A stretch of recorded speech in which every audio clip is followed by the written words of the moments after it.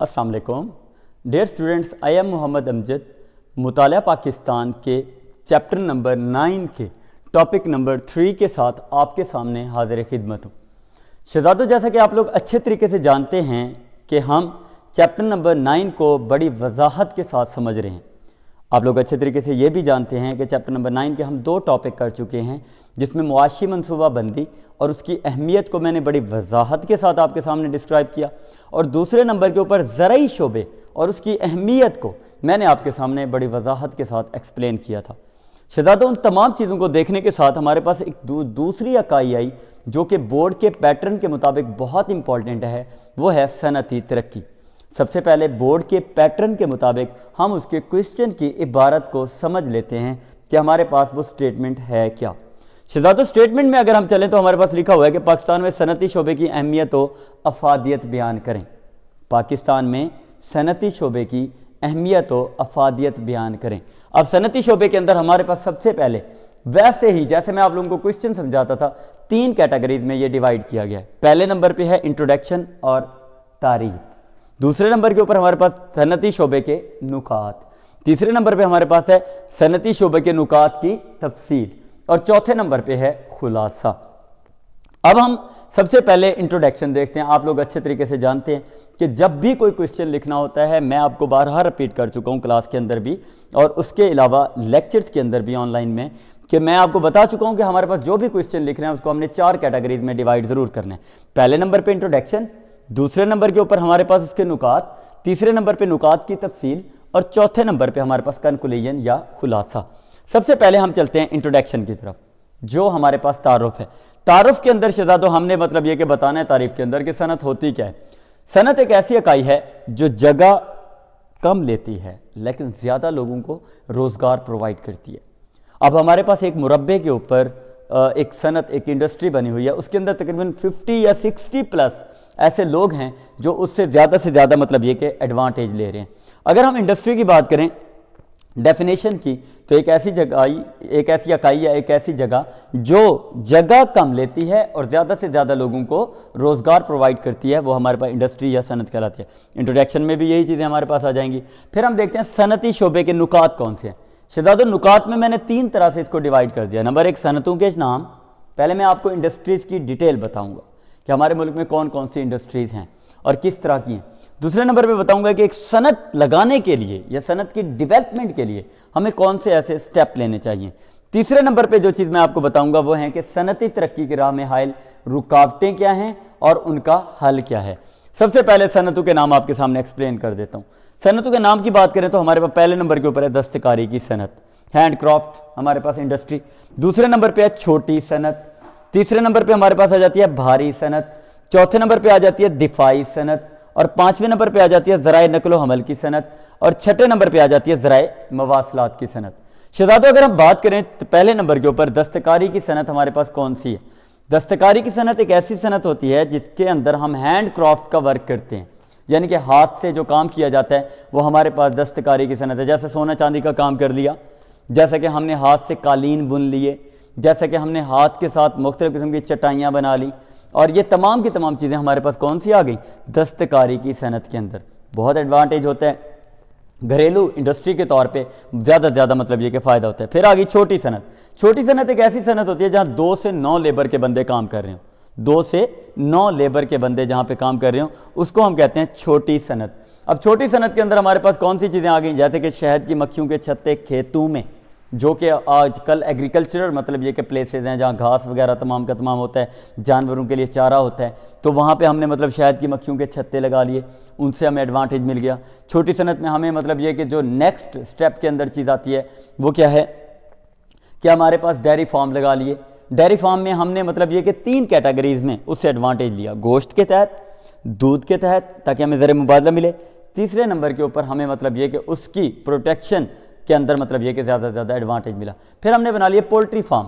Poultry farm भी हमने 3 तरह से एडवांटेज लिए। पहले नंबर के ऊपर गोश्त की पैदावार में, दूसरे नंबर पे अंडे एग्स जो उनके मतलब ये कि इंपॉर्टेंट होते हैं, और तीसरे नंबर के ऊपर उनकी प्रोटेक्शन के हवाले से हमें मतलब ये कि ज़्यादा से ज़्यादा फ़ायदा हुआ। ये हमने मतलब ये कि छोटी सनतों के अंदर शुमार कर लिया, जहाँ 2 से 9 लेबर के बंदे काम करें वो छोटी सनत कहलाती है। फिर आ गया भारी सनत।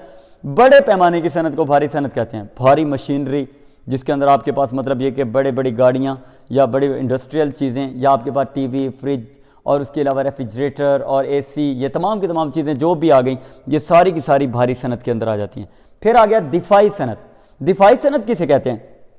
ایک ایسی صنعت جو آرمی کے تمام پروڈکٹس بناتی ہے، وہ آپ کے پاس دفاعی صنعت کہلاتی ہے. اب دفاعی صنعت کے اندر آپ کے پاس مطلب یہ کہ جو سب سے امپورٹنٹ بات ہے وہ کیا ہے؟ وہ شہزادو یہ ہے کہ آپ کے پاس ٹینکرز بن رہے ہیں جس کے اندر آپ کے میزائل بن رہے ہیں، جس کے اندر آپ کے مطلب یہ کہ بم اور ڈیفرنٹ قسم کی چیزیں مطلب یہ کہ ڈیولپ ہو رہی ہیں، وہ تمام کی تمام دفاعی صنعت میں آ گئی. اس میں وردیاں بن رہی ہیں، ٹھیک ہے، وردیاں بنانے کی فیکٹریاں ہو گئیں، یا اس کے علاوہ باقی تمام کی تمام چیزیں پروڈکشن کر رہے ہیں، وہ دفاعی صنعت میں. ذرائع نقل و حمل کی صنعت، ایک جگہ سے دوسری جگہ موو کرنے والی چیزیں، آسمان میں اڑنے والی چیزیں اور اس کے علاوہ پانی پہ تیرنے والی تمام کی تمام چیزیں جو آپ کے پاس آتی ہیں وہ ذرائع نقل و حمل کی صنعت کے اندر آتی ہیں. اس صنعت کے اندر آپ کو زیادہ سے زیادہ ایڈوانٹیج اس چیز کا ملتا ہے کہ اس میں ہر قسم کی انڈسٹری کے پروڈکٹس آ جاتے ہیں جو باقاعدہ طور پر ملک کی ڈیولپمنٹ میں امپورٹنٹ رول ادا کرتے ہیں. پھر آ گیا ذرائع مواصلات کی صنعت. یہ کون سی ہے؟ کمیونیکیشن کی صنعت، جس کے اندر آپ انٹرنیٹ کے ذریعے بزنس کرتے ہو. فیس بک پہ بہت زیادہ مطلب یہ کہ پیجز بنا کے پیسہ کمایا جا رہا ہے، اور اس کے علاوہ یوٹیوب ہو گیا، اس کے علاوہ ٹک ٹاک ہو گیا، اس کے علاوہ مطلب یہ کہ آپ کے پاس واٹس ایپ بزنس ہو گیا.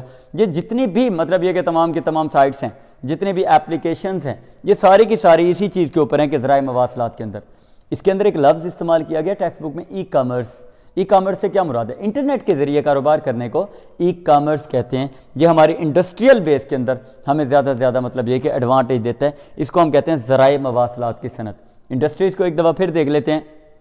دستکاری کی صنعت، جس میں ہم ہینڈ کرافٹ ورک کرتے ہیں، چھوٹی صنعت، 2 سے 9 لیبر کے بندے جو کام کرتے ہیں ڈیری فارم پولٹری فارم بنا کے. بھاری صنعت، بھاری بھرکم مشینری جس میں استعمال ہوتی ہے. دفاعی صنعت، جس کے اندر آرم فورسز کی تمام پروڈکٹس استعمال ہوتے ہیں. ذرائع نقل و حمل کی صنعت، ایک جگہ سے دوسری جگہ موو کرنے والی، تیرنے والی، اڑنے والی چیزیں جس کے اندر پائی جاتی ہیں. ذرائع مواصلات کی صنعت. کمیونیکیشن کی صنعت، جس سے ہمیں زیادہ سے زیادہ ایڈوانٹیج ملتا ہے. ای میل، ای کامرس، جتنی بھی چیزیں اسی کے اندر آ جاتی ہیں. شہزادو نیکسٹ اسٹیپ ہمارا کیا ہے؟ صنعتی ترقی کے لوازمات.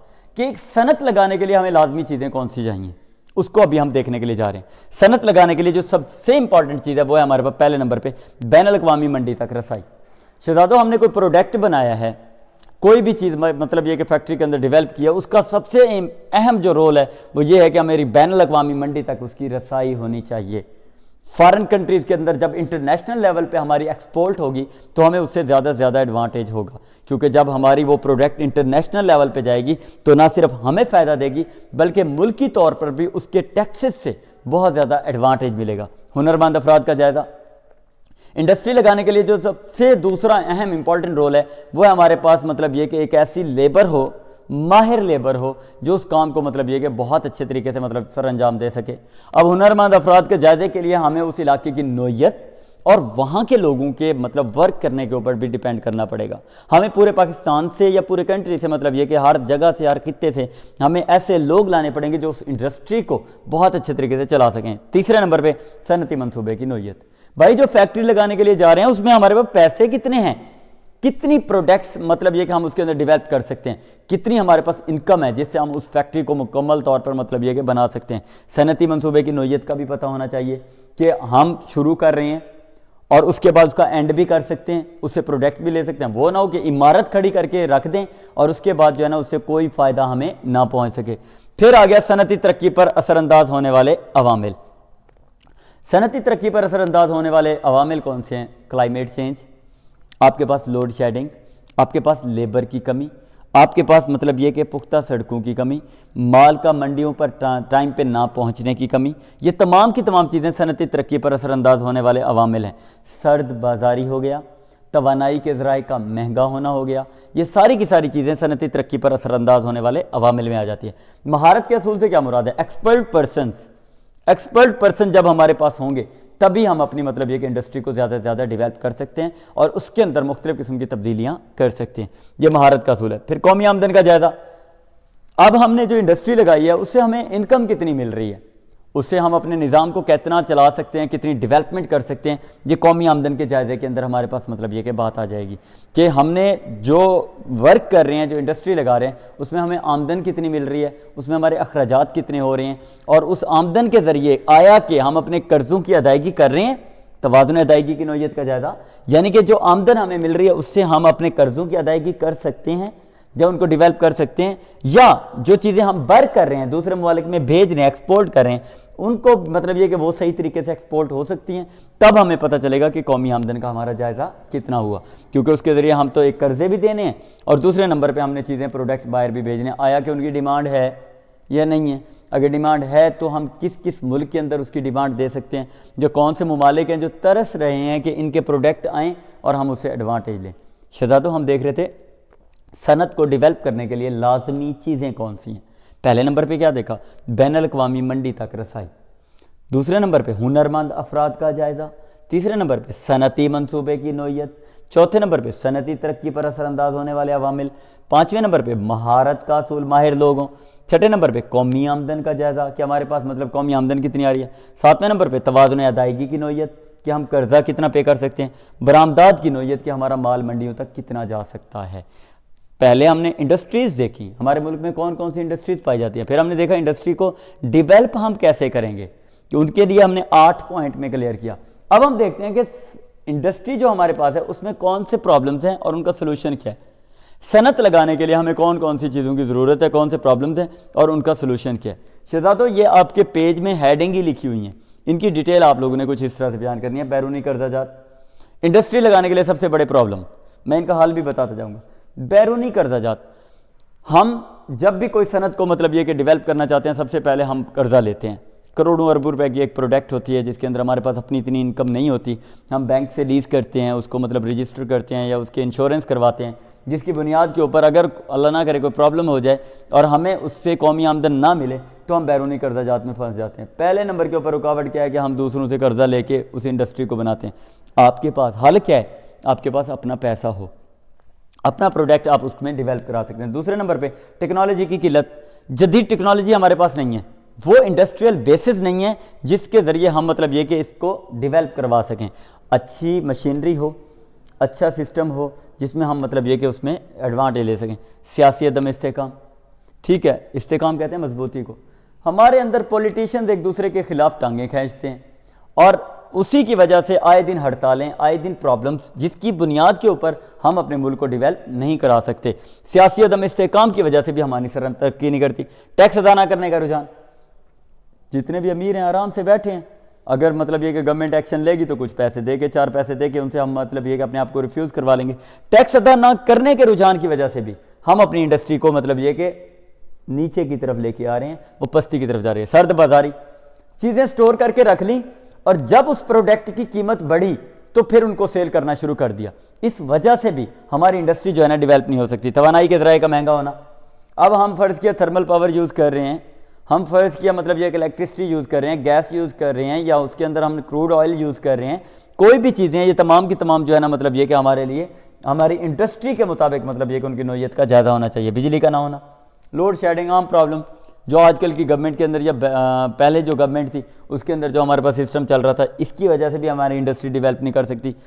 اس کے علاوہ توازن ادائیگی میں خسارہ، ہم نے جو قرضے دینے ہیں اس کے اندر بھی مطلب یہ کہ ہم صحیح طریقے سے نہیں دے پاتے، زراعت پر انحصار، ڈیپینڈ سارا ایگریکلچر پر ہے، 2-4 جانور رکھ لیا اور اس کے بعد زمین بولی، اس کے گھاس کا مطلب یہ کہ انتظام کر دیا، اس کے اوپر ہماری مطلب یہ کہ وہ ڈیولپمنٹ صنعتوں کی نہیں ہو سکتی۔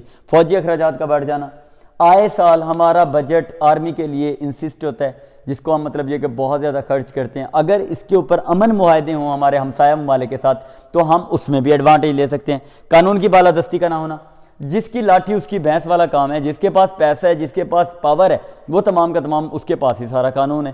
قانون کی بالادستی نہ ہونے کی وجہ سے بھی انڈسٹری نہیں چلتی۔ لوڈ شیڈنگ کا عام ہونا، جیسے ہم نے یہاں بجلی کا نہ ہونا کی بات کی، اسی طرح سے لوڈ شیڈنگ کا عام ہونا، وہی بات مزاد صنعتی پالیسی، ایک انڈسٹری لگی نہیں کہ دوسری بھی اس کے ساتھ شروع کر دی اور تیسری بھی اس کے ساتھ شروع کر دی، اور تینوں کی تینوں ابھی عمارت پہ کھڑی ہیں اور پروڈکٹ ہمارے پیسے تمام کے تمام ختم ہو گئے۔ متضاد صنعتی پالیسی، اس کے بعد منڈیوں کا وسیع نہ ہونا، مال سڑکوں پہ پڑا رول رہا ہے، ضائع ہو رہا ہے، اس کی ویلیو ختم ہو رہی ہے، وہ ڈی ویلیو ہو رہا ہے، جس کی وجہ سے بھی ہم مطلب یہ کہ اپنے پروڈکٹ کو ڈیولپ نہیں کر سکتے انڈسٹری کو۔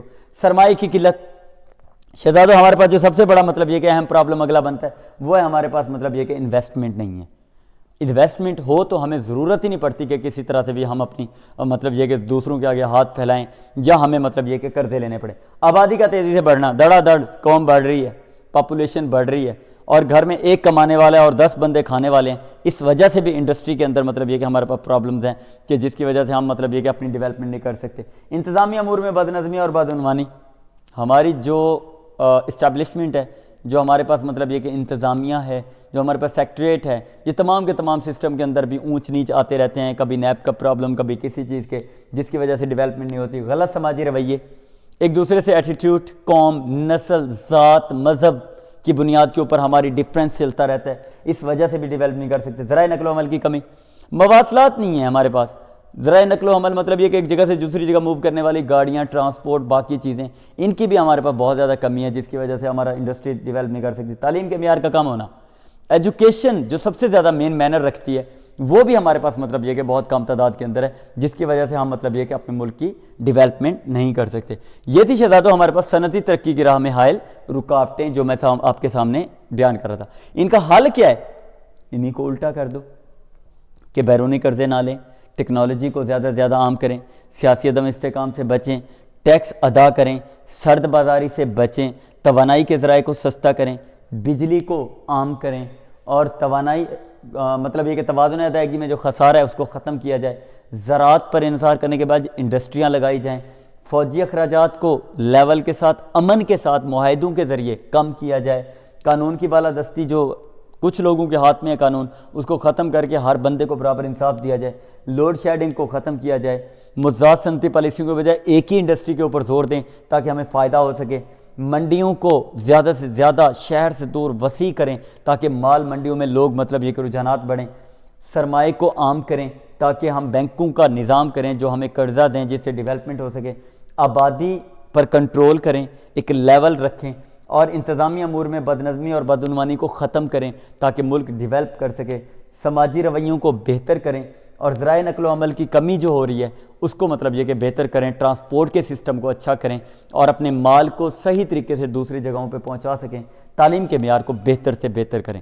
شہزادوں یہ تھا ہمارے پاس انڈسٹری، اور اس کے اندر ہم نے دیکھا پہلے انڈسٹریز کے نام، پھر میں نے بتایا کہ ایک انڈسٹری کو ڈیولپ آپ کون سے 8 اصولوں پر کر سکتے ہو، پھر میں نے بتایا کہ انڈسٹری میں پرابلمز کون سے ہوتے ہیں جن کی وجہ سے ڈیولپمنٹ نہیں ہوتی، پھر میں نے بتایا کہ صنعت میں حل کیا ہے، انہی کو الٹا کر دینا ہے تو یہ آپ کے پاس اس کا حل بن جائے گا۔ بہت اچھے طریقے سے اس کے انٹروڈکشن کو، اس کے پوائنٹس کو، ان کی تمام چیزوں کو بار بار آپ نے سننا ہے اور اس کے اوپر ایکٹ کرنا ہے، تو آپ کو مطلب یہ کہ اس سے زیادہ سے زیادہ ایڈوانٹیج ملے گا۔ اپنا بہت سارا خیال رکھیے گا اور دعاؤں میں یاد رکھیے گا۔ خوش رہیں۔ اللہ حافظ۔ Thank you.